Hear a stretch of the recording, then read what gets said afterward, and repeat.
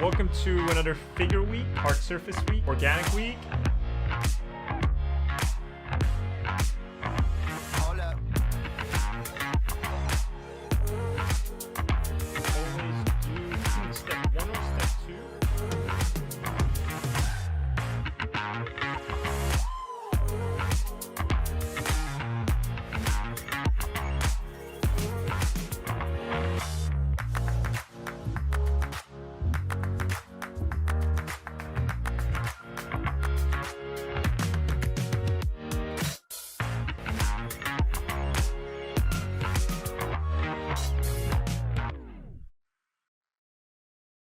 Hey everyone, my name is Ahmed Al-Douri. I'm a concept artist and former instructor at Art Center College of Design, Brainstorm, CCS, CGMA, and various other places. And I would like to introduce to you this digital painting course that I've created. But before we get into anything, I just want to thank you for the support you've all given me this whole time. And with the support of so many of you, I've been able to put together everything I know about painting into this digital painting course. You want to become a pro illustrator, concept artist, or even just a hobbyist, but you don't have a clear map to get there. And that's where I come in. I spent the last 6 months compiling everything I know from my 20 years of art practice, and I've turned it all into a map. Starting with foundations such as rendering shapes, color theory, painting basic subjects, understanding brushwork, brush economy, all that fun stuff, deconstructing the skull, drawing it from every angle, all the way to master studies, stylized painting, and you'll find yourself at the end of the course doing a concept art project based on everything that we learn in the first 14 lessons. So how does it work? Well, you sign up, you watch the lectures, do the assignments, post them to the community page if you want, and treat it as a self-study, except for those of you who have signed up for the weekly meeting, where I personally critique your work in a virtual classroom setting. I believe learning by repetition is super important. That's what I've sort of presented a lot in this course, and the assignments are tailored for that, as adapted from my time teaching at Art Center. And each of these lessons have step-by-step explanations in real time. If you've ever seen my videos, you know exactly how I teach. And this course is intended to be a substitute for a college level course, but you don't have to pay the $4,000 or $5,000 per class, racking up maybe $200K in debt. With my custom design course, you'd be paying a fraction of that. And of course, I also have payment plan options if you don't want to pay for the whole thing at once. Thank you for watching this, and I'll see you soon.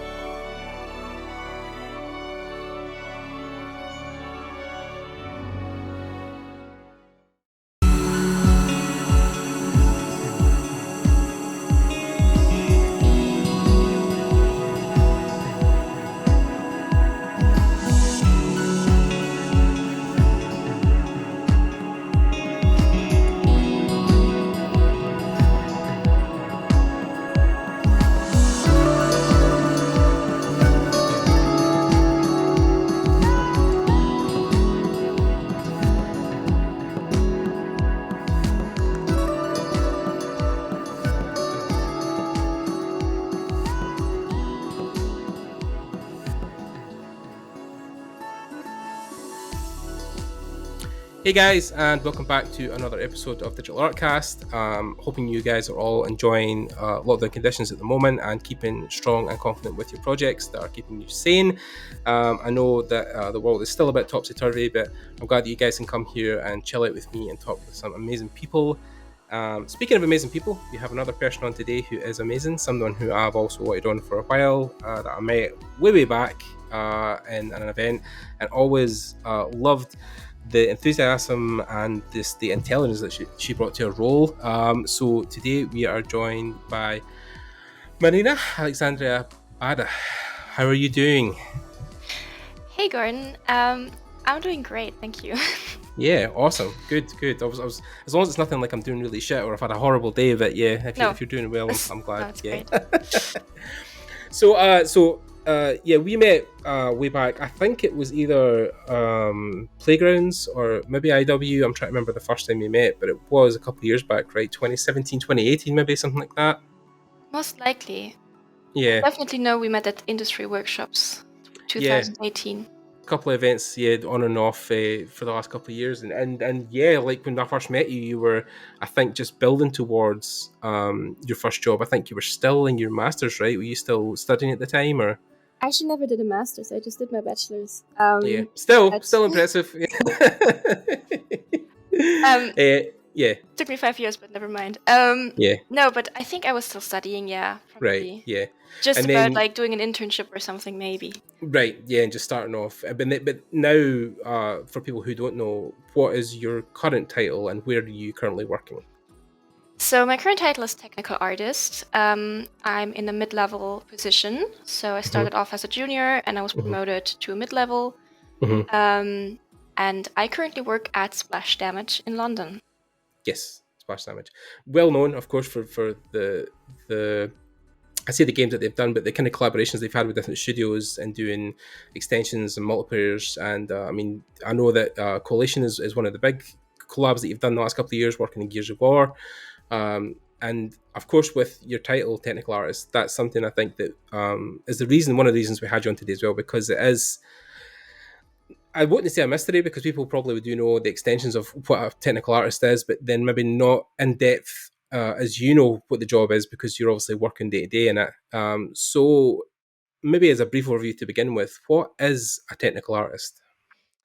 So a technical artist is a person who facilitates art content in a way that it goes into the engine, it goes into the game in an optimized, well-organized, useful manner. And somebody who basically is very good at communicating with programmers, with artists, basically with actually everyone, is able to pull teams together and is able to, for example, spot the need for custom tools for workflow improvements and actually act on these. Right. Okay. Yeah. So, I mean, you would say that probably the overview of what you've just said is that you really facilitate the pipeline and make sure that that whole transition runs smoothly between art and tech and all other parts of the departments within Splash Damage. So, how did you initially get into that field or the way of thinking that you were going to do that kind of job? Was it something early on that you were thinking about while you were studying? Actually, no, not at all. I started out. Actually, I did an apprenticeship first. I did a 2-year school apprenticeship, where I learned stuff like Photoshop and a little bit of 3ds Max, and it was, unfortunately, it was very, very shallow and definitely not something that would adequately prepare you for a job. So I decided, or I always knew I wanted to study anyway. So I went for a course that's actually quite broad. So I studied animation and game in Darmstadt in Germany. And for me, it was a really good course because it started off very broad. Because again, I had no clue what I wanted to do.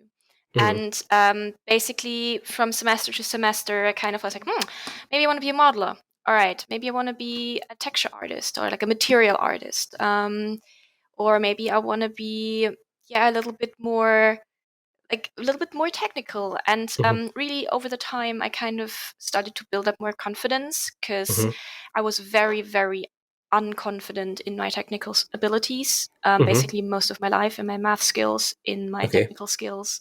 And then actually towards the last semester, I want to say the last 2 semesters, I was like, okay, I think tools and especially procedural tools are really fun and it's very interesting, and I can pair it with something that I love as well, which is just environment art and modeling, texturing, making materials, which is my personal just artistic corner that I like. And I combined it, and that was where I found the most success and the most fun.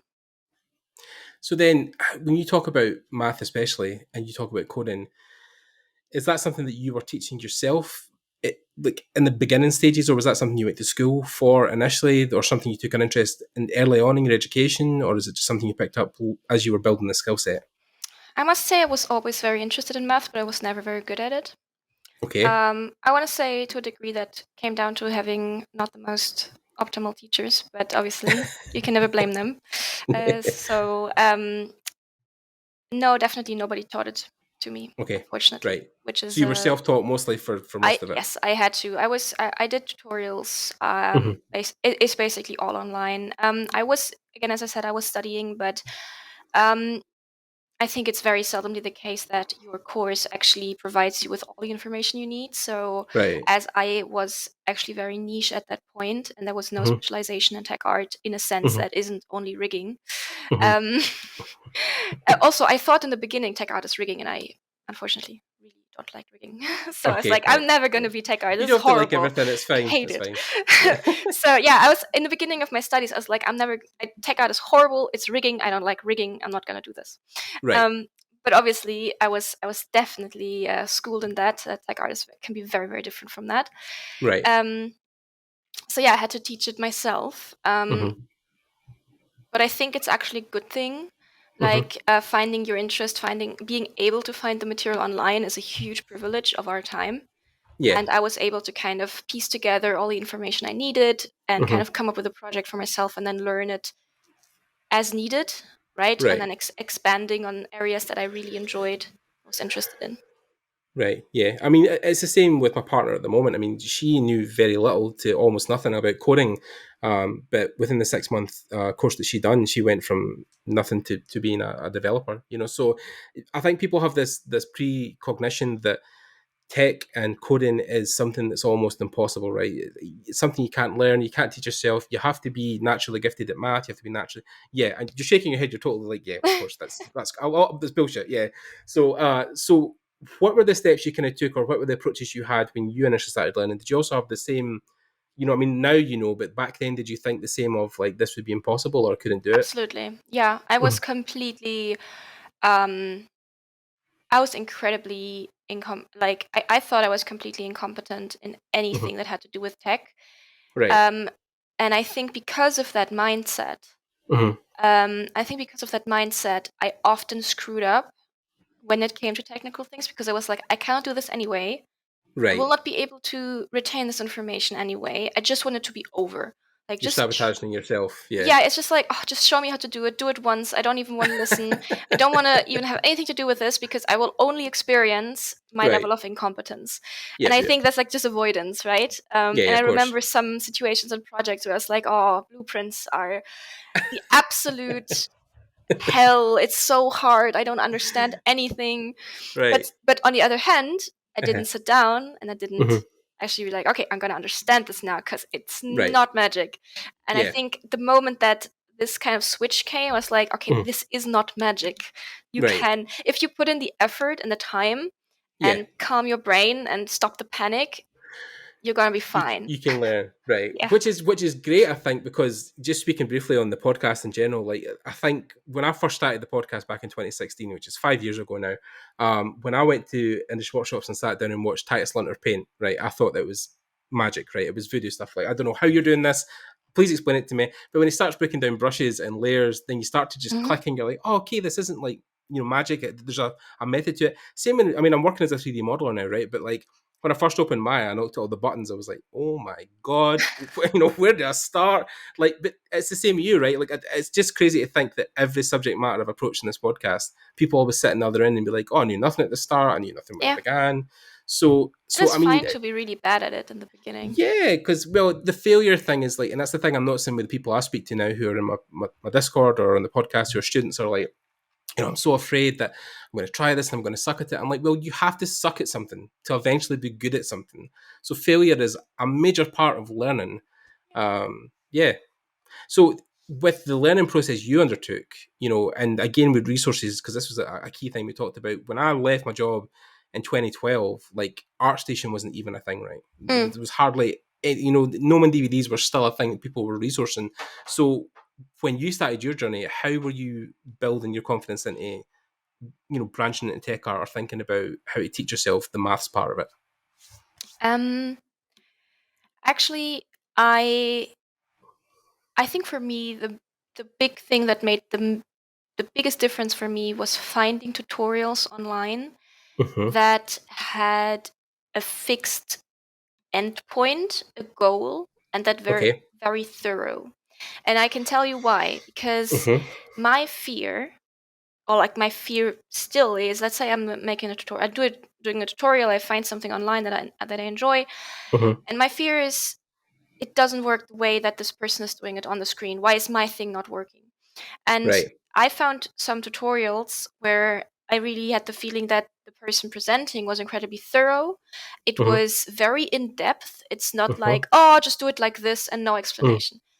And I was confident, not in myself to a degree, I was confident in the person that that I would be able to do what they did. And I'm a very big fan of copying others, kind of being like, I'm just gonna do exactly what you did because you will learn so much in that process. Right. Like, you know, when you start to learn to write, you just copy, copy, copy, copy. And it's Of the same course, yeah. process. And I feel like you don't even have to be bothered with making anything unique in the first couple years. Of course. You don't have to. You can if you want to. If you have great ideas, do it. But I always felt like coming up with something of my own is very hard if you do not have the basis.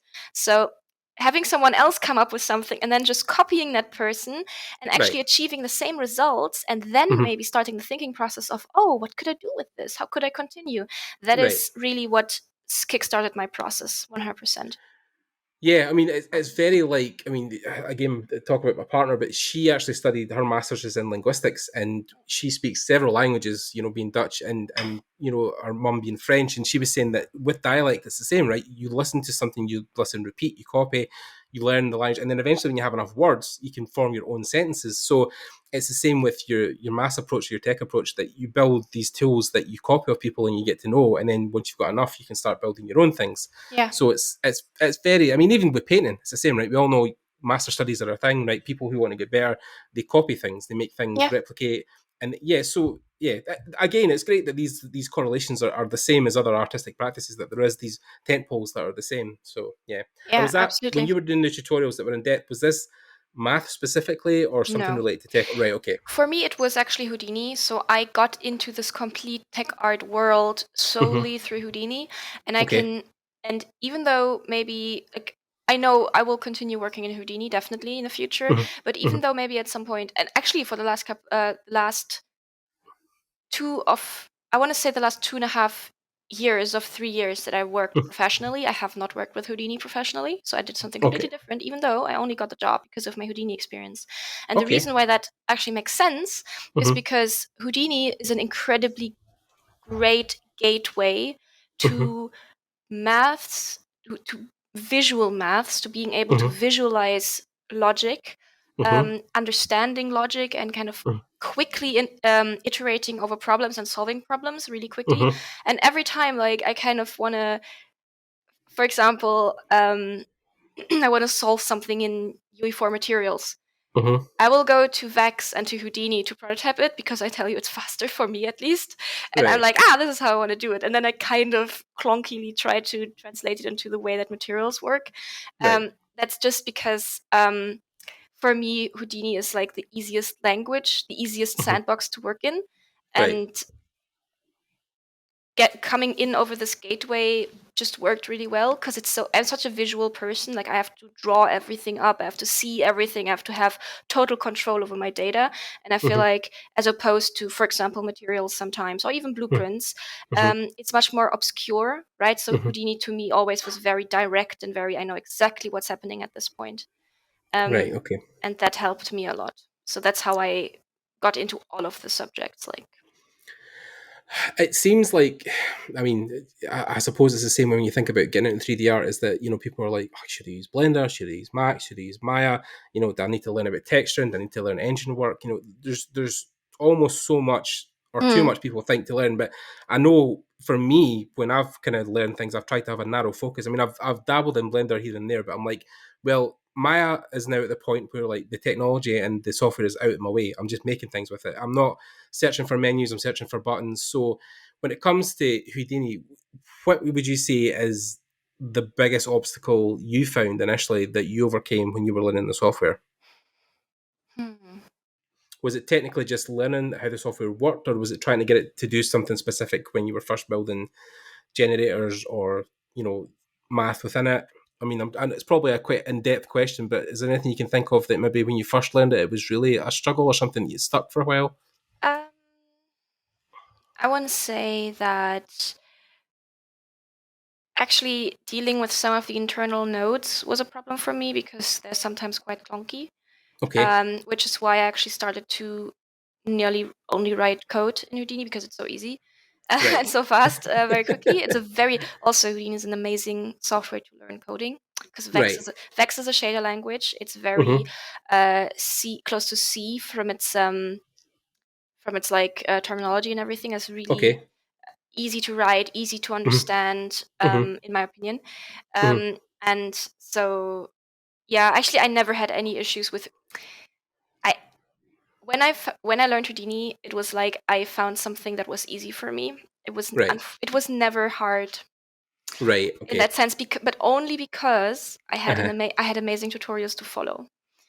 Right. Okay. Yeah. So, And but I then with followed one tutorial, not 20. As you said, narrow focus. I did one really big one, not 20 small ones. okay, right. So I was just about to ask you. So, like, I mean, for me, I know that the chamfer zone tutorials have been something that I've definitely went back to in 3D Connection. Like, there's things like that where you pick one person that you kind of latch to that Hmm.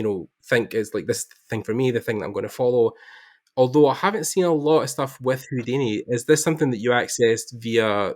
Was it a tech art website or something that you went No, to? it's actually, I don't know if you know her, but it Hmm. was the Lake Houses tutorial by Anastasia Opara. Okay, no, I don't know that. Yeah, yeah. Yeah, it's a massive, I think, oh my God, don't let me lie, easily 6, 7, 8 hour series where Wow. she starts really from nothing and makes a complete building generator, like very specific. Like she does things very differently from how I do them now for games, for example. But her Okay. focus was more like, I want to have a nice generator in Houdini and I want to make Hmm. like a nice rendering in the end. But that's Right. fine. And I was like, okay, Hmm. this sounds great. It's Hmm. 8 hours. I guess it's like fairly in depth. And yes, it was. It touched on tons of maths, tons of like Hmm. little programming things, logic Hmm. things. Hmm. And doing that, and actually, I spent months on Hmm. that. Wow. I spent at least 2 months every day working on that, making my Wow. own stuff and not Hmm. doing anything else. Because, like, honestly, for like, I want to say every 10 minutes of video, I need easily 30 to 40 minutes in my own work, maybe more. Right. Yeah. So, Because like, you yeah, learn, you stop, you take in, you go back. you Yeah. Google, Right. you check other resources, but you always come back to your main resource. Right. So Okay. that's what I Yeah. did. So basically, there was something taught, there was some technique. I was like, oh, Hmm. cool. Let me look up what's connected to this. Let me try Right. out some things, and Yeah. that really gave me this. Actually, it was like a crash course. It was Hmm. like a 2 months crash course, and it was absolutely worth it because the quality was absolutely amazing. And there are people who have amazing Houdini tutorials. Maths in Houdini Hmm. is one, or yeah, also things like she does amazing like procedural mandalas. Like she's Hmm. now into machine learning, Hmm. and I'm like, yeah, this is yeah, Crazy absolutely good. amazing. Yeah, Yeah. So, I mean, how was that initial? Was that just a simple Google search of technical art or Houdini tutorial? Was yeah, it Houdini something that? tutorial. Okay, right. So yeah, I mean, thank God for the internet, right? It's like I honestly struggle to think what the world would be like, especially for our profession, like without it, because there's so much online now. It's just overwhelming. The fact that I mean, Jeremy Estacado was talking about this other day in the Dynasty Empire about how he felt how quickly his learning would have just doubled if he had access to the internet like we have now, and even people who come out and say like, I can't afford this tutorial or this, YouTube is so now full of free stuff Hmm. that people will teach, so easily. Do you find that with the Houdini stuff in tech art, it's becoming more commonplace within people teaching it, or is it still quite a niche thing? I want to say it's still a little bit of a niche thing, Mm-hmm. but I feel like people are now much more, because it's a niche thing. I feel like people are more encouraged to share their knowledge. Mm-hmm. Um, I really don't feel confident yet Right. to do that in any way. Well, you're still early in your career as well, so yeah. Exactly. And I kind of, I'm a very strong believer in only speak when you have something to say and something valuable Yes. to add. Okay. So, and maybe I'm being overly critical of myself there, but like, I'm always like, oh no, is this worth sharing? Nah, rather not. So, Yeah, but I mean, it's also you're one of the few I think within that industry that is kind of charging a course within games especially. But I mean, how was it that you came to Splash Damage, especially because such a big studio, and you were saying that they were your first job, right? So Mhm. how did you lead from basically student to working full time professionally in the games industry? So what I did is again, in my studies, in my semester, we always did a semester project, Mhm. and I felt very unhappy with the work I was doing there and the opportunities I was getting in the course to a degree. Mhm. Because obviously, who you work with, who your teammates are, what their interests are, is going Mhm. to determine what you're allowed to do. Right. And in the last semester before my bachelor's degree, Mhm. um, I basically, which was a semester after my internship at a German documentary film company, Okay. um, I was like, okay, I have now found out I want to do this Houdini thing. Mhm. Seems like a cool thing. Seems like it's fun. Mhm. I really want, and that was before I did all the tutorial stuff. Mhm. So I was like, okay, I have now 3 months of semester break, and then I will Mhm. have, I think, 6 months of next semester or something. So Mhm. in the semester break, I used every day for learning. Mhm. And I really want to say, if you're studying and you do have a like 3 month semester break, for example, like 3 months learning, 3 months semester break, right? Mhm. Um, use that time because it's never going to come back. And Mhm. so what I did is basically every morning, like I woke up at the specific time, I did my tutorial work, I did some artwork, Mhm. I took my walk, and I had a very structured day. Right. And I learned Houdini. Um, that was my goal, basically. Marina wants to learn Houdini because Marina wants to do something with Houdini in the next semester project. Right. And then I was successful with that, and kind Mhm. of with some friends, we drew up an idea where I could use my skills in for the next semester. And Mhm. we had to push, push, push with quite some pressure to get this idea through. So I was able to start the Shantytown, which was done Right. during studies, right? Yep. It was a semester project for me, Mhm. and I really worked every day in the university. Every morning I was there, every evening I left, Mhm. and like a job. Like I treated everything like a job. Like my studies are my job, right? Right. And that way I was able to produce one good artwork, or like Right. let's say one good portfolio piece. And I think that's also good advice. You don't need to Mhm. have 10. One can be Yes. enough. 100%. And I took Yes. two. I had I still have an amazing friend. Mhm. His name is Jonas Hassibi, and he's a concept artist, and he studied with me. He was in my semester project. So Mhm. while I did all the techie part, and I did the modeling and the texturing, and I really poured my art as well into it and my artistic Mhm. sense. Yep. I always asked, like when it came to rendering and to presenting, I always asked him for like conceptual advice and like composition advice because I'm not very good at that stuff. So he kind Right. of drew out the composition, how you have lighting here and this, and with that I was able to make really nice promotional images, and Right. that all combined, the tech, the art, and the promotional images, which then generated some traffic, right? Some Mhm. attention. That is how I got the first job. I mean, it seems crazy to think that that one project led into your whole career, but like, Yeah. 'cause like you said, that can happen so quickly with people who have, even recently, somebody shared an environment artist who is also, funny enough, German and was studying. I don't know where specifically, but she's only done maybe two full pieces, but those pieces are so well done that she's been flooded with offers and people trying to hire her. Yeah, But that can yeah, happen. yeah, 100%. So I mean, there's probably a big gap between where you are now and where you started, and you can only talk about so many things you've worked on. But what was the process like joining Splash? Were they initially building up from your article and your thing you done with 8 level, and when people were kind of featuring your stuff, like were they just getting in contact and email and saying, look, we're interested in you coming over to maybe try for the position? Were you doing any kind of art tests? How did that process start? um no, I actually reached out to them. So Okay. I was in a position where I needed to find a job in London Right. because of my partner, Right. who like we decided together that my partner would take a job in London. Hmm. So actually, while I was doing the semester project, I was on my Yep. own in Germany, and I was like, my goal is London. Right. and I want to go there. Yep. So once and I knew that was in 2018, and I knew that excuse me. Mhm. I knew that there was industry workshops 2018. Mhm. I think July, August or something in London. So I was Right. like, Yep. okay, Marina, that's your goal. At Mhm. that time, your project has to be finished. Actually, Right. didn't care that much about the university deadlines because Yeah. why, right? I Exactly. just had to send in something, but Right. I knew that was my actual deadline. I knew there would Okay. be Rocksteady, there would be Splash Damage, there would be Creative Assembly, like all of these, some Guildford Big studios as well, I companies. think. Yeah. Yeah. So I was like, okay, I can talk to people there, I can show my portfolio, and I can. Mhm. That is my moment, right? Right. So I got everything ready. I got everything on the tablet, and I actually just walked around and I spoke to Rocksteady, I spoke to Splash Damage, Mhm. and they were all incredible. Like they were so.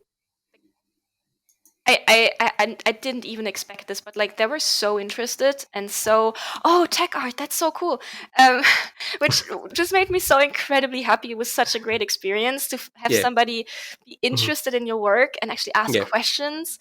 That Yeah. was so cool because I was just a student, obviously. Yeah. So I spoke to an artist at Splash Damage, who's actually also Right. still at Splash Damage, and Mhm. he was like, "Oh yeah, that's amazing. Here, my contact." And I actually had lunch with a recruiter because he was a friend of a friend, Right. and he was like, "Yeah, just send me an email when you come back tomorrow or something." So I sent them an email, Right. sent across my portfolio, Mhm. and back then, actually, even at that point, Mhm. I wasn't calling myself a tech artist because Right. I didn't understand. Like I think I still had business cards with technical environment artist, which is actually not even a thing. I didn't even Right. know the job terminology yet. Okay. Like I'm applying for jobs that I don't know the terminology of. So actually the recruiter who's a really great guy, but I was like, Mhm. he asked me, so what do you actually want to apply for? And I'm like, Mhm. I don't know, maybe environment, maybe tech Yeah. art. And he's like, Yeah. okay, we consider you for both. So they were Mhm. incredibly like supportive. We're like we're considering you for both positions, and then we can see how things go, and you can choose. And well, I Right. chose tech art. Yeah. Yeah. I mean, it seems that you were in a really advantageous position, especially when it comes to your portfolio and finding the right company. But I think the reason also they were probably super enthusiastic was because, like you said, yourself that tech art is a niche and that it's not something that's commonplace. So when people find people like that, like, oh my God, we need to cling to this person and, get them on our team because, as many environment artists as there, there's only maybe, for an environment team of maybe like 20, 30 people, there's maybe only 2 technical artists, right? Sometimes in teams. So within your team, because you're working specifically within tech art and you're working within the pipeline, how big is, I don't know if you can talk about how big your team is or how big the technical team is, but are you quite a small condensed team as well within Splash? You mean the tech art team or the team I Yeah. support? Well, see, this is the thing as well that's going to be new to me because I wouldn't know where maybe you would sit within that company organization because you'll have, for me, I would know like, okay, you've got your producers and you've got your high ups, you've got an environment art team, you've got your concept team, you've got cinematics, a couple lighting, a couple of things like that. But where do you kind of sit within that process? Are you kind of reaching out and helping all of those teams or maybe one or two specifically? So the way that it's structured at Splash Damage, at Mm-hmm. least, and I Mm-hmm. know it's not the same way everywhere. Yep. What we have, so we have a tech art team, obviously, and Mm-hmm. it's not a very big team. Mm-hmm. Actually, unsure. I would say for the whole company, maybe we're between 10 and 15 maximum, rather Okay. towards Right. 10. Right. I want to So say. pretty small still. And Yeah, that for a team. includes leads. So Right. Yeah. yeah, so I want to say something in that regard. And Right. it was smaller as well. Like Mm-hmm. we just grew a little bit, but Okay. obviously people are leaving as well. Right. So it's I know that for them it's always a struggle to find good people. Yeah. Um, but yeah, what we do is basically we have our specializations, and that can actually Mm-hmm. change per project. So in one project, you can mainly support, let's say, the environment team, the world team, and Right. then project ends, next project starts, or Mm-hmm. you get shifted around because of your skill set, Right. and suddenly you support the cinematics team or the Okay. UI team, right? Right. And um, that obviously depends on the person's preferences and the person's skills. Right. So you have a say in that. You can say, I Mm-hmm. really don't want to work on XYZ, right? Okay. Or I really, really want to work on this other thing. Right. But yeah, we're basically embedded in our external teams. We are we do speak every day amongst ourselves, obviously, but generally we are part. For example, I'm part of the content team. I'm part of the world team in that sense, and I support mainly environment artists, but also Right. sometimes level designers. Um, and yeah, maybe there's someone else who only supports cinematics and maybe character. Another Right. person usually supports, I don't know, yeah, maybe UI or something like that, depending on where the need is. Also, there's different need throughout the project. So maybe in the beginning, there's more need towards standalone tools, then later Right. more need towards like support, and then optimization, and it shifts. And um, yeah, it can still happen that I get like a task from a different team and like, oh, you're the only one who's like semi-free. Can you please jump onto that? I'm like, okay, I've Right. not spoken to these people in a year, but fine. We're I gonna mean, solve it. yeah, I was going to say, so it seems like a kind of almost daily thing where people are deciding where is the most need within the project, right? So, like, oh, well, this is the most important thing right now, so we can move Marina onto this, or maybe this something comes up all of a sudden, right, okay, can we shift again? I mean, it's probably the more interesting role where you maybe not know from day to day what you're doing, right? I mean, you maybe know from week to week, but it changes so rapidly that it would be very hard to be stagnated in that job, right? Because you wouldn't feel that you're doing the same thing every day, maybe because it sounds like you're constantly getting challenged all the time with what you're getting presented with. I mean, is that the case? Is it something that you find that you're going to work in every day is kind of like a new adventure or a new thing to find out and figure out problem solving wise? Um, I mean, being stagnant in this job, I think, is definitely possible. Right. Unfortunately, Okay. but it's something that I think, if it happens, should really not be encouraged because it's hurting everyone Right. in a sense. Mm-hmm. But it really depends on the kind of project that you're working on and the kind Right. of product that you're shipping. Like if it's a game that just Mm-hmm. like same process, same idea over and over and over again, I can Right. very much think that there might not be the greatest new challenges that come around the corner every day. It might just be a revamp and a revamp and a revamp. Right. Um, however, at least in my situation, I Mm-hmm. like we usually have a very good plan for the next couple of months, and it's Right. actually the lead tech artist's job Mm-hmm. to make this plan. And at least in my case, we are all involved, and we are being asked for our opinion and for our feelings and Mm-hmm. um, for what we think is most important. And then Right. obviously other teams will make requests, but Mm-hmm. this will all be planned out in advance. So I Mm-hmm. know very well what is going to happen, let's say until the end of the year or something at least. Right. Okay. Yeah. And obviously that doesn't mean that, let's say ad hoc, there isn't something where you have to help, or Mm-hmm. something goes wrong, something doesn't Mm-hmm. work out, you have to do it Right. differently, there's a change of plans. Mm-hmm. A deadline is moved, and so on. Mm-hmm. That can all Mm-hmm. happen, but I would say in general, you do know quite well what you're working on. Right. I mean, it seems like a great undertaking because you've went from, again, like we talked about, you were a student, and you didn't work or have any experience within AAA, and all of a sudden you are working in AAA and you're working in these big IPs, and like you said, you've had a great support system within your job, and you've had opportunities to feed back to people like, I'm enjoying this, I'm not enjoying this, I want to work in this, I don't want to work in this.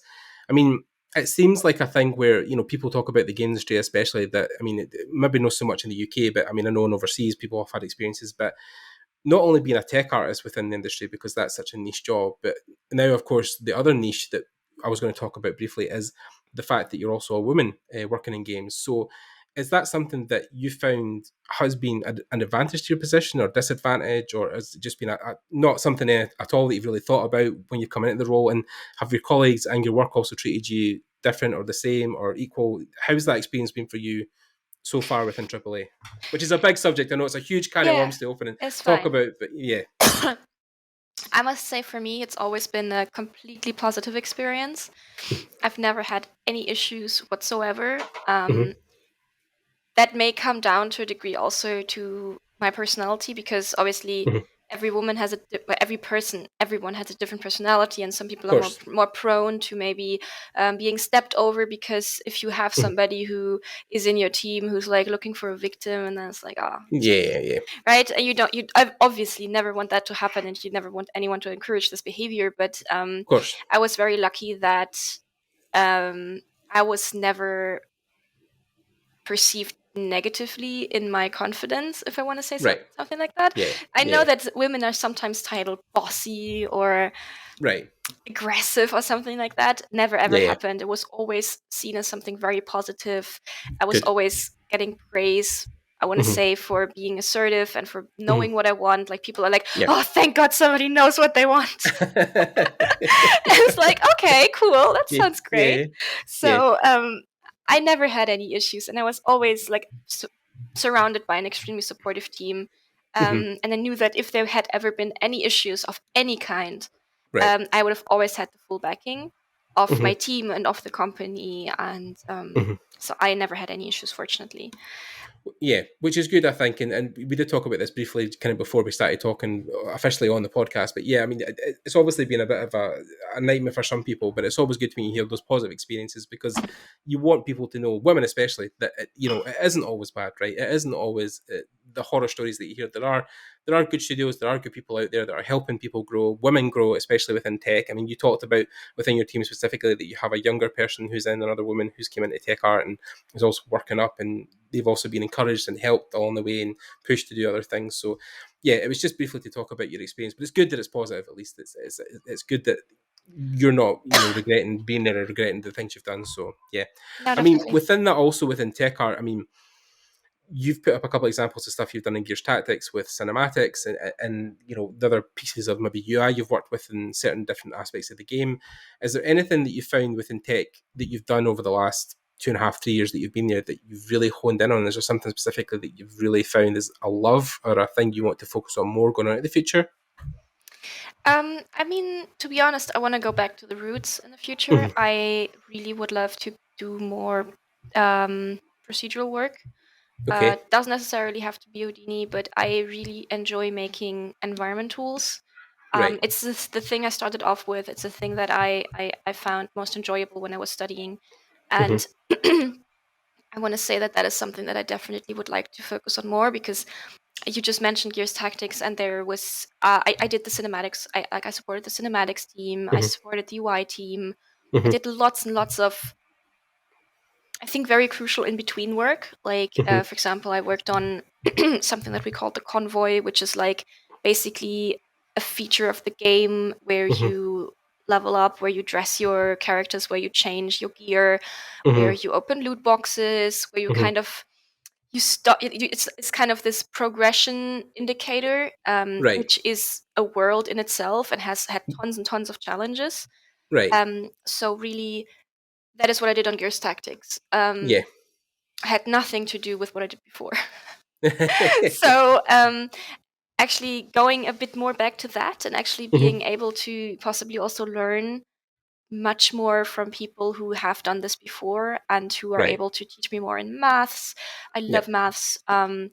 Again, would love to go much further into more environment focused tools, supporting Right. environment teams. And I mean, yeah, I was going to say, with regards to environment and with regards to the end result, and I mean, I think obviously it's been great that you've been able to post some work that you've done within the Gears universe as well. But it's a thing that I think came up time and time again when I openly talked about the question of, I'm going to have a tech artist on. Is there anything you'd want to specifically ask them? People did come back to the kind of same questions, but one that I did notice that stuck out, and I don't know if you want to talk about this, in depth or a wee bit, but people talked about how you're kind of more like with a lot of things, maybe like even like UI, where you're kind of behind the scenes. You're maybe not making the flashy gun, the massive bomb, whatever the hell the characters. You're kind of like you said, the in between, right? You're helping those things connect. Is that something that's ever bothered you, or something that you think would ever make the job less enjoyable, or is it something you don't really think too much about? it's a very interesting question. Mm-hmm. I think this really depends on the kind of audience you're talking about. Who are you Right. trying to flash? Are you trying to Right. flash the user, the player? Are you trying to flash your art colleagues? Are you Right. trying to flash the art students? Or Yeah. are you trying to flash the tech students and the tech people and Right. the graphics programmers or whoever? And I must say that number one, no, I never had an issue with any of that because I am still able to have a portfolio and I'm Right. still able to show people this is what I did. Yeah.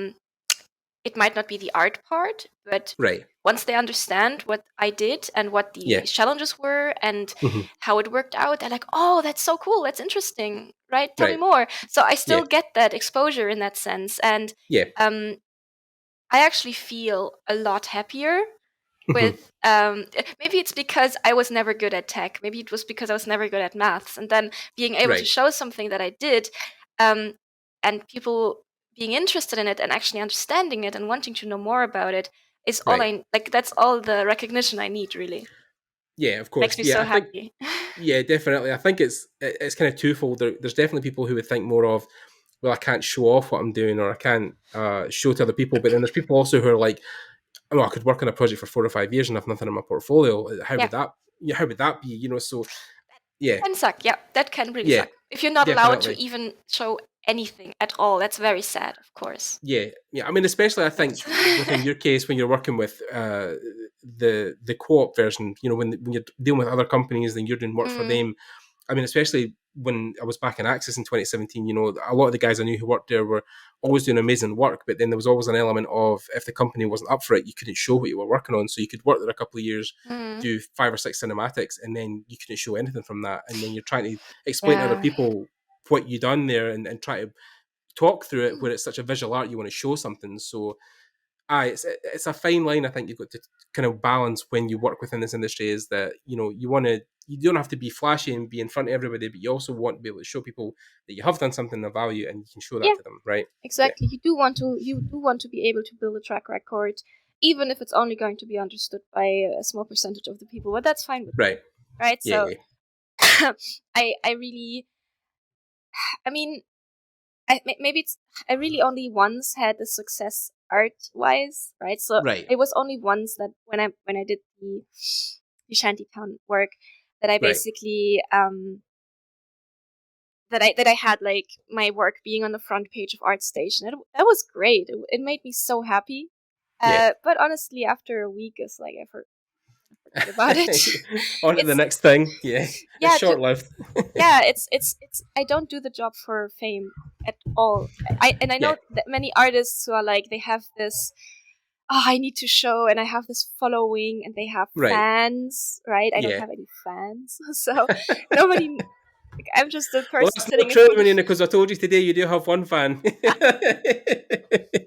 And you have me. I'm a fan of your work as well. So yeah, Oh, you have some fans. Yeah, I that's mean, cute. like, yeah, I think I've always said to people anyway within this industry that if you're getting in it for the glory, then you're in it It for the wrong doesn't. reasons. No, don't. No, even the Because people I know who, yeah, I mean, the people I know at the top of the game who are super famous and have all these followings, like, they don't even really care about it. They're just like, it's a thing, it's happened, whatever, I'll move on. But, yeah, yeah. if you know that if you do it for it, like that actually never ever crossed my mind. To be honest, Mm, I'm yeah. just so happy doing the job itself.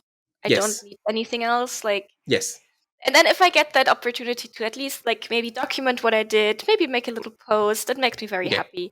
But it's also so much work. Like it's so much work to constantly post stuff. Like Yeah. oh god, I hate social media so much. I can't be bothered. I've totally. I mean, I'm coming off it more and more as time goes on. I mean, initially it was such a huge part because I was networking through it and I was meeting people, Mm. and luckily the fun of the job I have now. If you guys don't know, haha, surprise! I have a job now. I'm working with the but the person who hired me was somebody I contacted almost 10 years ago. Before I even left my job, he was one of the first people that emailed, being like, "What is a concept artist?" And we built a relationship from there. But Mhm. yeah, like it has its positives where like the networking stuff is great for initial workshops and meeting people, and obviously the podcast. But the only reason I keep doing this isn't really for the fame. It's the fact that like I get so many emails from people who are like, your podcast made me want to leave my job and go back to school. Like, your Aw. podcast has inspired me. Like, even when I went out to LA and the guy in the plane recognized me, and then people were coming up to me and speaking to me about, oh, listen, like it just blew my mind. So it's a thing where it's not the fame I seek, but it's the idea that I'm helping people. Right? That's the biggest draw for me is that Yeah. I'm helping somebody else succeed, because when I was coming up and starting out, there were so many people that helped me.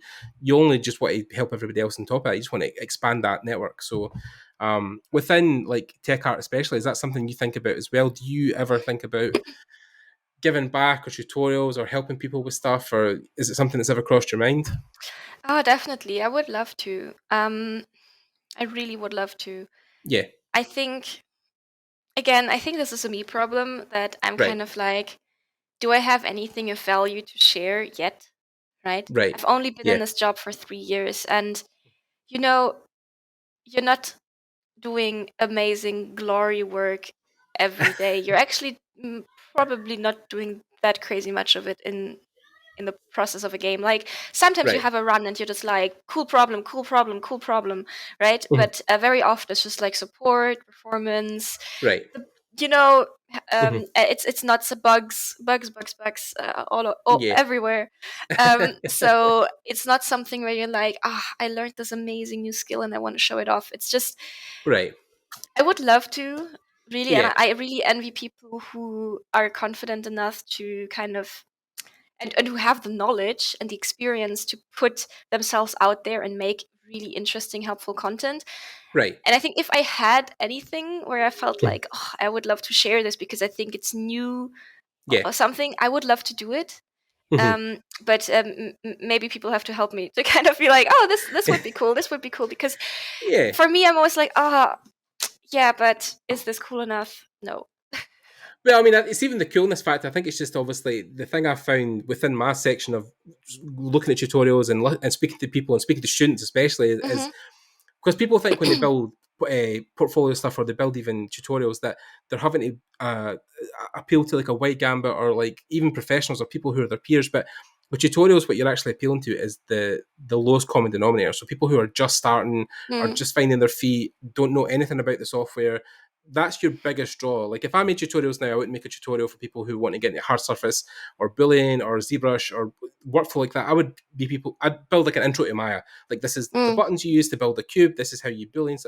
Like that kind of stuff is more or widely consumed than the niche stuff like at the higher level. You can build to those things and they will have an audience, but the biggest bulky stuff, especially like things like YouTube and even ArtStation, is the complete beginner's guide to like this is how you get into the Yeah. software. But there's So, already so many of those. There's so but not many. of Houdini, but Houdini Really? specifically. Well, I mean, like you said, you had the one that you kind of followed, but Mm. it's not a thing where you're trying to follow loads of people who are maybe trying it as a hobbyist, but you're a working professional, right? You're Mm. working in the industry, you have experience. So there, that stands you above everybody else because we know how hard it is, right? You and I both know how hard it is to get in this industry and maintain a job, and you've done it. So the thing is that you're coming from a place where you have something to say because you've achieved that, right? You've worked and built yourself a career in the industry. So you're not just some Joe on YouTube who knows nothing or is doing it in between their schoolwork at the weekends. I mean, like, Yeah.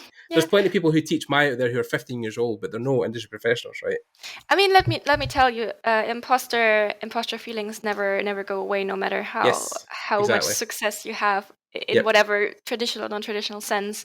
Yep. So it's I'm not sure. I think if I wanted to make a tutorial, what I would probably do is really something like what you just mentioned, like An a intro thing, big, yeah. yeah, but a big serious, like starting from nothing, but actually making something sick.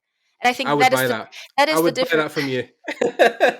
I tell you, and that to me is what makes a successful tutorial. So maybe I just found the code to a successful Yeah, I tutorial. mean, like we were literally when we were in university and we were learning Maya at the time because we knew Mm. nothing about it, right? But we were going on YouTube and there was kids, 15, 16-year-old, were doing intro videos and there was like 400,000 views on some of them because they were like so good, even though they were in the high squeaky voice and Mm. hey guys, I'm gonna teach you Maya. But like the things they were talking about, I was like, oh my god, I never knew that many existed. And you can press the G key to repeat your last tool. Oh my god, I never. So like it doesn't really matter that the fact that like it's something that's like, oh, it's amazing and it's so cool and you can Yeah. the content doesn't have to be incredible as long as it's thorough, as long as it's in depth, as long as it's something that people can follow along and it's not too overly complicated. So yeah. Yeah.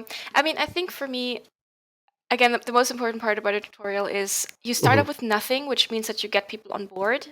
which was Right. something that I like. If I see a tutorial that starts Mhm. with too much knowledge of a thing that I don't know about, I will not watch it Right. because I'm going to feel bad. Like, I'm going to be Right. I'm like, I cannot cross this hill before I can even understand what you're doing, so I'm not going to try it. So Yeah. if you have a tutorial that starts from nothing, but you Mhm. know that the end product is going to be sick, it's not going to Right. be just like, oh, I learned this button click. Because that is something, okay, I will look at that now if I want specific knowledge, but if I'm a Right. starter, right, what I Mhm. will want is something sick that I can be happy about, proud about, maybe Mhm. expand on in the end. So Mhm. having this 0 to hero thing, maybe, Yeah. and Yeah. I mean, illustrating that this process isn't the craziest in the world. yeah, I mean, like even recently, like Chamfer Zone, Tim for Chamfer Zone just put a tutorial for Blender, which was building a Magnum, and for like me, that's the perfect thing because like so many Mhm. people I know want to build guns. So like the best way to get people into hard surface is you can build a gun, you can build an Mhm. assault rifle, you can build a Magnum. So for like your Shantytown, for example, that I mean, even since I saw that article years ago, before I even knew it was you that had done it, I was looking at that thinking, God, that's so cool. Imagine being able to just press one. Because I mean, I know initially I looked at stuff like that with Leon Tucker, right? Because he Mhm. was building through Cinema 4D, he was building those generation maps of buildings and then painting over Yep. the top of them. And I thought that generation aspect was always so cool. That was something I was like, I would love to get into that. And it's the same with me where I'd love to get into tech art. I'd love to dive deeper because I already have a kind of foundation in environment art and in the tool sets, Mhm. shaders, networks, node networks especially, that I'd want to expand on that, right? But the thing that's always put me off, and I know speaking to Ian from Epic, a couple other guys, shout out Ian, that love that side of it, the tech art side of it, and are already accomplishing environment art. The thing that's putting us off is the coding, is the math. But then listening to you talk through this whole interview, right? You spoke about how, well, I didn't know any math. I didn't know where to start. I didn't think I was great at it either, but I learned Mhm. it. And Yeah. that's the thing that gives me confidence to approach another subject. And I think with that knowledge, like you could build something totally amazing that would feed so many people's inspiration to get into tech art, right? Which would be another great milestone for you, I think. Yeah, maybe. I would definitely love to do that. I think right now, unfortunately, I have a lot on my plate. Of course. But obviously, there's always room in the future. And I Yeah, mean, again, I only started 3 years ago, so right. give me some time. But it's Yeah. yeah.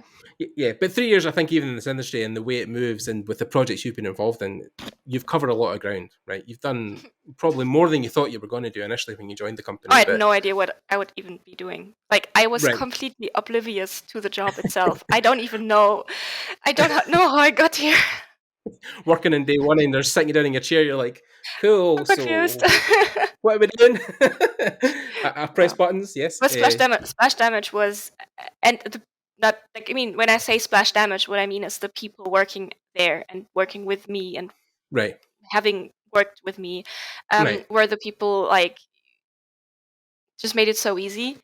right, They made it so easy, and they made such a big effort to make me feel welcome and to support right, me because, as I said, unfortunately, many women, I think many starters anyway, but especially women who start off right, with something that they might have been afraid of earlier in their lives, right. um, Yeah, they do have confidence issues, right? You're like, oh, right. I'm not good enough. I'm not good enough. Can I do this? Oh Yep, my God, are they going to yep. fire me next week? Are they going to find out that it was a mistake that they hired me? Oh my God, Yeah, right? yeah, So these kind of thoughts, I think everybody has them, but to a degree, sometimes I feel like it might be a little bit worse for women simply because you do not have the role models. And if I look around, right, like I think we have less than.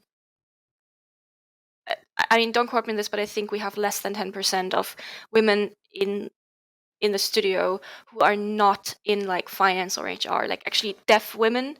right. I think it's less than 10%. Yeah, yeah, And I can definitely say that it feels like less than 10% for sure. yeah. Um, so it's like you do not have the role models. I Mhm. unfortunately, never had a female tech lead. Right, Um, so where do you take the confidence from? There's nowhere to right. take them from. Yeah, yeah, yeah. So it's much hard. In my opinion, it's much harder. And seeing more female tech leads, and Mhm, especially say tech leads, art leads, mhm. it's different. I think there's Right. more going on there, more female tech artists and stuff, female Yeah, environment artists, but yep. especially female tech leads Mhm. are like I I maybe have met one or two in my life. Right. Yeah. I mean, So yeah, it's like a changing of the guard because I mean, you think about if we think about games really where it started from in the 70s and when it started to bloom in the 90s, you're only talking 20, 30 years ago. The industry is now starting to see a shift where diversity is a huge thing, and people are obviously hiring more women, more people of color. So there is a change there, but that's going to take. I mean, you think about even the film industry. I mean, the film industry now has only been about 100 years going, but then Yeah. games are still so new that, I mean, it was something like, I think within Bloomberg, they were talking about an article where something like 80% of the jobs within tech haven't even been invented yet, right? Because we don't know what we're going to need specifically. Tech art is a brand new job. I mean, when I started in 2012 and I left my job, concept art was only just beginning to be a thing. Interesting. So yeah, I mean, and environment art's always kind of been there, but yeah, it's a weird place we're in right now, I think, Yeah. within the industry. Yeah. Yeah. So now that you've built this whole appreciation for tech art and where you went for the start and where you're going back to, is there anything resource-wise you think you would shout out currently that is fulfilling that tech art niche? Is there anything? I mean, you've talked about the tutorial you've done initially, which we'll link below so people can check that out. But is there anything that you're looking at right now that is something that is taking your notice, or something you've noticed that's kind of popped up that you want to go back to and look at in more depth? You mean like a topic or like a new area? Yeah, anything you've seen recently in the last couple of months or the last even year that you've looked at and thought, I want to dive into that. That looks really interesting. I mean, to me, that's actually shaders. Right. So I really want to get further into 3D graphics and the 3D graphics pipeline. Okay. I mean, obviously, materials and shaders are like just the applied end product to a degree, but I am incredibly interested in the math behind 3D graphics, and Right. I'm still a complete noob. Like, I'm just talking about, I'm just like dropping terminology that I have no clue about, but like I really would love to learn more about the 3D graphics pipeline, about how does it actually work, how is everything being actually translated into an image, how does it work, how can I write custom shaders. And I mean, materials are one thing, but I'm actually I prefer writing code, writing shader code specifically, because it is quite easy, in my opinion. It is not very complex in a sense, like, and I want to say something like C++ complex, like it's scripting to me, right? It's much easier, and I didn't have the time yet, and didn't have kind of the learning plan yet, but let's say I have the learning plan. I'm just not at that point yet, because I'm actually right now learning maths. Started with trigonometry, just finished trigonometry, and will soon move on to brush up my linear algebra skills. And once we've moved to a point where all of that is set, I think I would love to move towards the 3D graphics work much more. Awesome. And stop. Right, okay, you can go. Take a break. Okay. All right, cool. Right, see you in a bit. Yeah, no worries. Yeah, no, it's fine. When you go. Yeah.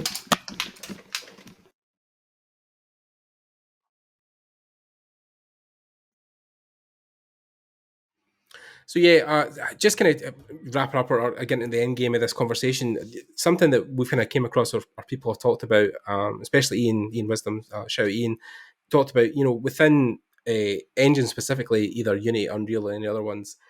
What are some things you find that are good to learn or good to look into specifically within engine work when it comes to Unreal or Unity? Is there one you prefer also, or are they both maybe good at different things depending on what you're looking for? I mean, I definitely choose a diplomatic answer and say that I think both are good in certain areas. For example, you're seeing lots of I want to say, for example, 2D games or mobile games, or games that need lots and lots of like custom shading work, very, very customized games being done in Unity. Okay. On the other hand, games that need an easy gateway into 3D environments are more likely being done in Unreal. And it really is a game of like picking what you would like to do, and then finding out what engine is the best for that. So I think I've rarely ever seen a 2D game done in Unreal. For example, that's one example. But for example, I'm just playing a game. It's called Children of Morta. Okay. It's like a roguelike, really, really beautiful, beautiful game. Mhm. It's has like a it's like a dungeon. You shoot through dungeons and you kind of Mhm. um progress in this beautiful story of a family, but Mhm. it's basically very flat. It's like Mhm. it's pixel art, and Okay. it's like a 2.5D perspective. Right. But I know there's much of fakery going on there, and I know they're using Unity, for example. Right. Yeah. I mean, yeah, I mean, I think it's just interesting what you can do with engines in general. They're so flexible now to really anything you want to do within a project. I mean, I know famously a couple of years back, I had this whole conversation with somebody about Breath of the Wild, right, Zelda, Mm, because mm, one of the biggest appeals about that game is the fact that the graphically under the hood, it's not showing anything incredible, but the way they've used their shaders, the kind of toon shaders that they're using in that game, it gives it that look. And that came back to when you listen to the team years ago, they were remastering Wind Waker, right? And they noticed that the toon, like, way they had basically made Wind Waker, years later when they were remastering it, it still looked good because of the way the mm. shaders worked. So I think there's definitely a whole thing on shaders that it seems like a magic that's going under the hood that we don't really think about, but it can be very powerful when it comes to games, right? Oh, definitely. And writing custom shaders in Unreal is a pain. I've actually never Mm-hmm. done it, but everybody who Okay. had is like, it's the worst. It's horrible. Don't. You have to edit like a million different files, and Right. I'm gonna do it in the future because I'm very interested. But that's what I Right. heard. Yeah. But Yeah. on the other hand, in Unity is like super duper easy, like new shader, and then you write. That's what you Right. do, Yeah. right? Super So duper easy at you, like not no, no, no. everybody I mean else. the process, not no. I mean, Okay. the process of actually making a new shader, and with Right. shader I mean something that contains code, Right. is super duper easy in Hmm. Unity. And I know in Unreal you can use a custom node and you can like type your code in there, but I Right. mean, have a look at the custom node and you're gonna probably run away screaming because you obviously have to write it in a different program where you actually have proper highlighting, and then you copy it in the custom node. Right. And if you then want to use the custom node with Unreal specific material nodes, you're going to be very Hmm. concerned about performance. Right. If not, I think it's okay. But Hmm. like the both together are kind of like, but can be a performance problem. But like, Right. there's all these different things. So I think Of each engine course. has their right to exist. And Right. I, for myself, am just so much more comfortable with Unreal right now. But Right. actually, as I told you before, I would love to go more into 3D graphics. I'm Right. definitely going to do much more with Unity because it is so easy to just write code. Right. Yeah. I Yeah. mean, it's a thing where I think you have to find your own path, your own way of specializing in things that you find you're comfortable with. I mean, with optimization, especially within pipelines, I mean, when do you feel, I mean, you might not be making that call because you're not a lead, you're not maybe higher up, but is there a point your team gets to where you feel like something is optimized enough, or is there always continuously something you can change or optimize? Is it always just a constant evolution process? I mean, you can obviously doctor around on the product forever. If you ask any artist, they Hmm. can probably continue to fiddle around with their work forever, but it's never Hmm. it's probably not very good. I mean, Right. in tech art, it's a tiny bit different because we do have data to back up our work and to be like, okay, Hmm. we can see that this is not going as good as it should be. But to be Right. honest, once you're hitting your frame rate targets, once you're all right with like reading from disk and everything Right. comes together and you don't have frame drops. For Hmm. example, if your target is, let's say, 60 FPS at full HD, or I don't know, 30 FPS at 4K or something like that, whatever it might Right. be. Once you have hit that target consistently and your publisher is happy, that's when you're shipping, basically, right? Right. And you Yeah. ship the game. And if it's a live product, obviously you will continue to improve areas, but you will have to actually prioritize new content. So new content will Right. need to be worked on first, and you don't even have the opportunity to kind of continue working on the same thing forever because it doesn't it's not feasible. So Right. once it's good enough, and Right. you have to leave it. Yeah, I think it's always the constant thing within even art that when is something done right? When do you walk away? When do you leave something? It can be a judgment call, but sometimes it's just like you said, it's deadlines, it's productivity, it's a budget, it's something that you need to adhere to, because if you go beyond, then of course you're going to upset somebody like the producers or the content Mm. creators. So yeah, I mean, and again, you're wanting things to be as smooth as possible, so you don't want to iterate too much into the fact that you break something, because if you're going to break something, then everybody else's day's halted. So yeah, I mean, engines, God, they're a mess. But I suppose the one thing we'd want to ask you as well is that now getting into tech art and the way that things look within Houdini and learning process, is there any tips you think you could give to people, maybe even something you would say to yourself when you were starting that you wish you'd known then, but you know now? Yeah, that's a good question. I mean, something that I would have told myself back then is that we all just cook with water, I want to say. So there's, even though I know people tend to use these terms with like, oh, it's magic, you're magicians, Right, wizards. I know this term Houdini wizards. right, I actually don't like that at all. I don't right, like people calling me that, and I don't think it's very healthy because it puts people on a pedestal. right, Um, yeah, whereas I think that many of us are much more capable than they think. And yep, again, once you put the fear aside and once you kind of hmm, sit down, you're like, okay, this never has to see the light of day. Nobody ever has to know about this. I'm right, not being judged on this. I'm hmm, simply doing this for my own uh, edification, yeah, yeah, just like yeah, education, exactly. And just because I'm interested in something, you hmm, don't have to be good at it. And I think right, that's very important, and that's something I still tell myself to this day, because I think most of us humans have a hmm, little bit of fear of starting something new yes, and starting something they haven't done before. It's just evolutionary, makes sense to be a little yes, bit afraid of it, of right? But there's course, no tiger biting you around the corner. Nothing bad is going to happen ever. right, right, So I think that is also for students especially. hmm, Use the time that you have, like the time you have in a course.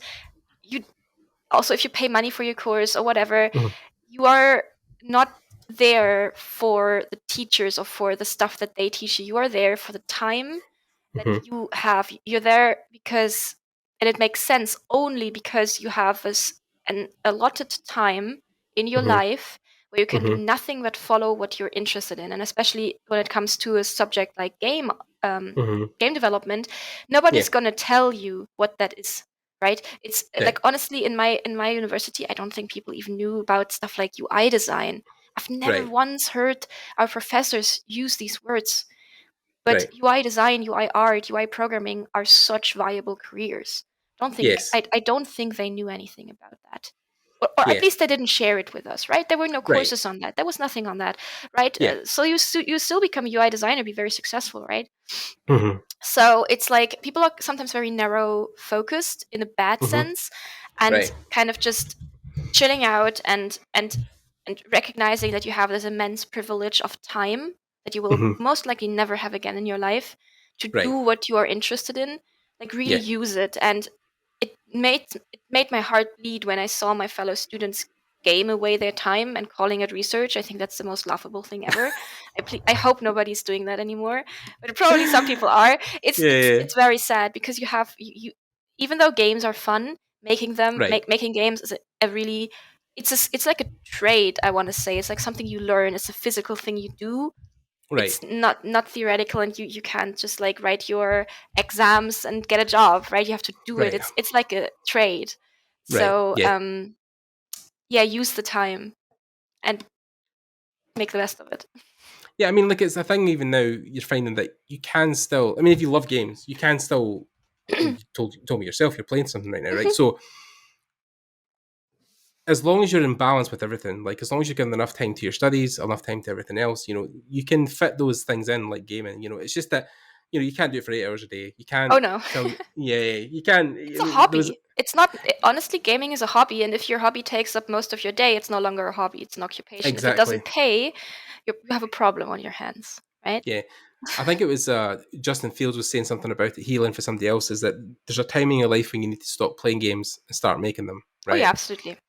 So I think, and I feel that the stuff I'm doing now is more rewarding than any game I could play. Like the idea of me creating something from nothing and existing in the world, and people, the other day we released some early footage of stuff we were building, because we've been very transparent with the people who are fans of the game.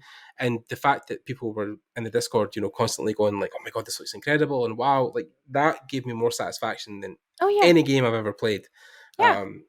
So I think it's a thing where people might not see the instant gratification where they're like feeding back and getting instant results because of the culture we live in, but it's a hard work thing that pays off eventually. And it's hard to translate that, I think, into students when they want to just like make a gun or make something cool and have it pop up on the screen.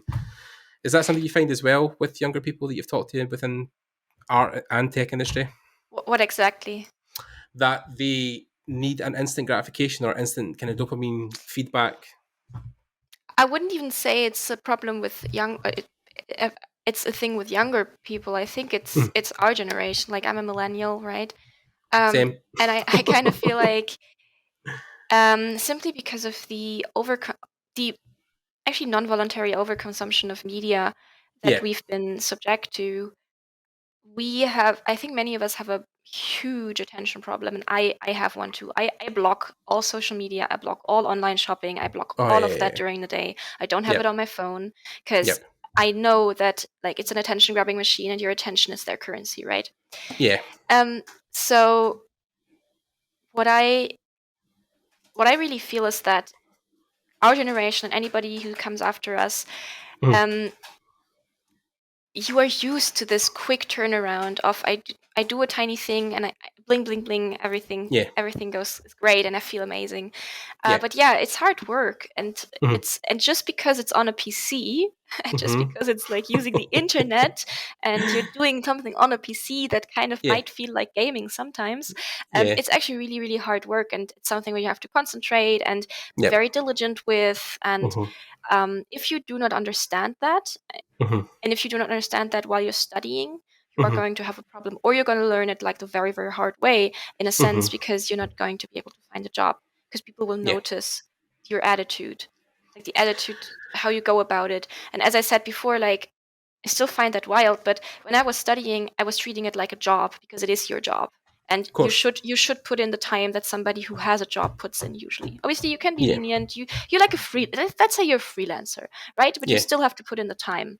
And you are your own boss, because there's nobody who's going to be like, do it better, right? It's all on you, and that's a huge pressure anyway. But I still remember that, like, some of my the people I studied with, and even some of the professors, they're like, "Oh, Marina, you're in university every day. I always, when I come in, I always see you sitting at your PC." And I'm like, "Yeah, but where should I be? Like, this is how it's supposed to be." And otherwise it's just because the industry and like the work we do is so faceted, and there is so incredibly much that you could do. If you don't put in the effort or like the diligence, and I don't say do overtime, I just say be consistent and make an effort, you're not going to be able to get a foot on the ground. Right. Yeah, I mean, like, even the thing I found recently where, like, I mean, I'm still in the mode where I feel like I need to be constantly working on my portfolio because it's something that's just been ingrained into me. But I do know the first maybe 2 weeks I was working on my new job, I did at the weekends take time off and play the game just for fun, went outside and spent some time. Like, it's a thing where you'll have to be disciplined to get into the job. But once you're in and you have your foot in the door, you're working. Yeah, you can come home at night because you've worked all day, right? You work 8 hours on a job. You can sit and just chill and watch TV. Oh, definitely. And it's a thing I think people think where we get in the industry is that you're constantly going to be working, you're constantly going to be stressed and panicking. It's an industry like any other. It shouldn't be like that. If it is like that, there's a problem. Yeah. I was going to say, because I mean, if you're working 8 hours on a job, you are learning during the job. Like, the things you'll do at your job are things that are challenging you. You're learning from them. You're expanding your knowledge. It's not like when you're studying where you have to study and you have to be disciplined because you don't want to do anything else and waver from that. But once you're in a job and you're working 8 hours a day, 40 hours a week, you are still expanding. So you're allowed to have time off. You're allowed to take the weekends off or sit and chill. Yeah. I mean, in my opinion, absolutely everyone, no matter in what situation they're in, is allowed to have time off. And I think Of course, it's something. Unfortunately, I must say, when I was a student, I also, especially in my last project, I worked way too much, and I can tell you that I still feel the negative side effects of that. So I am very, very, very. I think it's very problematic when people also post these attitude promoting things like, "Oh, work the until hustle. you're." Yes, Yeah. absolutely against that. Please do not bring this into the industry again. Yeah. If I see that in my team, I'll be very, very pissed. And it's not supported by, like, good people in the industry no longer support this because it grinds you down. Like, Good. it kills you and it makes no sense. Mhm. So what I would always say is, also as a student, I know it's hard. I know you have a goal, but try to be consistent and rather think in the long term, because you have Yes. to do this for many, many years if you're successful, right? Yep. So also for my younger self, I would be like, okay, do you think it's really that important that you cannot finish like a week later or 2 weeks later? Is it that important? Right. It usually Yeah. isn't, right? Yeah. Yeah. But obviously, if you're enthusiastic and that all is fine, it's great. Like, Yeah. do it as long as you're healthy, right? And you're Yes. honest to yourself. Yep. And then when it comes to your job, obviously, I would always do a little calculation, right? Let's say you were on your job and before you've been hustling, right? Try to get the job. So when you're learning tons and tons on the job, I would say don't do extra work, or like, don't feel obligated to learn more at home, right? Take the Yes. time off, chill, you're learning tons on the job. Mhm. If you feel that you are stagnating on the job to a degree, or it's not that interesting, whatever, you have some downtime, I would say really try to, like, if your frame of mind allows it, really try to do more and use the time that to get better at whatever you're interested in, right? Yeah. And that is generally, like, for example, yeah, starting a new job, it's a lot, right? So don't Yeah. overburden yourself. Once you've gotten settled, once everything is in place, maybe start doing something else again. Yeah. That's usually how I would Yeah. approach it. Yeah, I've been the same. I mean, I do my days now. I'm kind of clocking in and doing my 8 hours. But then outside of that, I'm chilling. I'm making dinner. I'm hanging out with my spouse because, I never really got to do that before. So, yeah, I'm definitely. But now it's been about a month. I'm getting to a point where I'm like, cool. I can, like, yesterday I done a Blender tutorial. I was like, cool. Let's dive into Blender again. Try and learn that. And just something small, fun, a wee project. It was only a couple of hours. And then again today, I'm like worked again on a scene in Maya, like building something up again for our portfolio piece. So, I mean, like, those things are coming back. But the great thing about where I'm now within the industry, because I'm now being paid, it takes that pressure off. Where I'm Oh, like, yes. where's my next paycheck coming from? How am I going to pay the bills? Now that pressure's off, when I'm doing art, I don't feel as burdened, or I don't feel as panicky, because I can just do it for my own satisfaction. It's not for Yeah.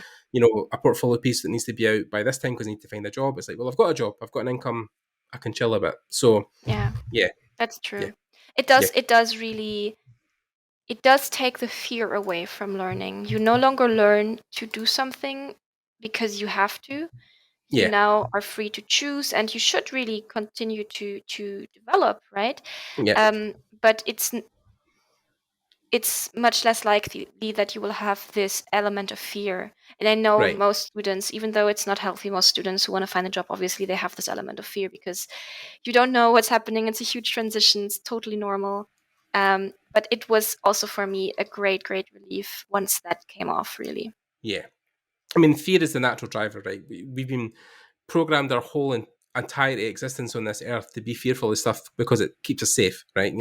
If you're usually technically fearful of something because you want to protect yourself from being disappointed or being upset or being burnt out. So, it's a totally natural feeling, and it is shitty. But, like, once you overcome it and realize that it's just part of the process, then you will eventually come out the other end a better person for it. And, honest to God, it's from. I used to work in a job where I could do nothing most days and get paid to do it, but now I'm in an industry where I have to constantly prove my skills to be validated, to get money.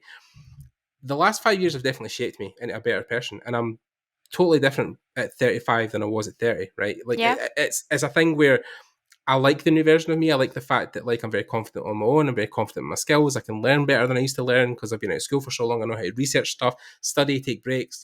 Like that's a thing that it can take years for some people to get to that point. It's not something that'll happen overnight or within a month. It is a real long-term process, and like you said, you have to get comfortable in the fact that if you only get these hours this week and these hours next week, well, that's fine because you have potentially your entire life to learn the subject. So and the way things are rated, the way the speed people are learning, you're only going to get better quicker because there's so much information out there that's easily available. So yeah, don't panic about times and I remember once I was watching a panel. It was somebody at Comic-Con, and they were talking to comic artists, and one of the guys said, I'm 17 years old. I'm going to be graduating high school next year. What do you think I could do within the next year to guarantee me a job in comics? And the guy was like, are you dying? Or are you dying of some deadly disease? Is there something going on? We're not, like you're 17 years old, man. Like you've got plenty of time. Like if you aim to have a job in comics by maybe 24 years old, then you've succeeded. Like you don't have to jump out of school and straight into a job. It is, absolutely. Yeah. And I can tell you from my experience, I left school, I think, with 19. So I on schedule left with 19. And I didn't feel ready for studying. And I think that's perfectly all right to say. So I did the apprenticeship where I was able to stay in my hometown. Again, wasn't very confident. But I learned like Photoshop, learned some InDesign, and had some time to fiddle around, kind of get used to digital things. Which is wild thinking back now. Like I was such a different person back then, but that also speaks to the fact that development is something that can happen to anyone. I want to say if you want it badly enough. So yeah, and just thinking back that I started studying, I think when I just turned 21, so 2 years later, and I signed my first. So and I did freelance work during my studies. By luck and chance and lots of good fortune, I got some really nice freelance work for film stuff, independent film stuff, which was great and helped me finance a lot. But then my very first contract at Splash Damage, I signed right before my 25th birthday. So I was still 24 and I started the job actually at 25. So I always had these feelings of being too old, actually. So even though now thinking back, 24, 25, that's not old. But I was like, oh my God, I'm so old. Oh no, I'm so old. Like other people, they're 21 and having a job. And I'm like, you don't know their experience. You don't know how they feel about it. You don't know whether it actually works for them. So for some people, like I've met people at Splash Damage who are a couple years younger than me and so mature and so great at their job. I'm like, I wish I was this mature at your age. And it's like, oh man. But it's just not for everyone. People are different and they develop differently. And I feel like giving yourself the space to grow into what you would love to be is something that it's a luxury that everybody has. They just have to use it, I think. Like, don't stress yourself about it. Obviously, don't slack off, right? If you're slacking off, that's a problem. But if you know in your heart that you're doing all you can, don't stress yourself even more. So yeah, I don't know. I felt old. I still feel old. I think I always feel old, but it's just, I think it's a me problem. 36, get my first job, like fucking hell, like I signed my contract when I turned 36, so I mean, that's, I mean, but then it's funny though because when I went to IMAG in Paris a couple of years back, and I first met Yama Yubrev.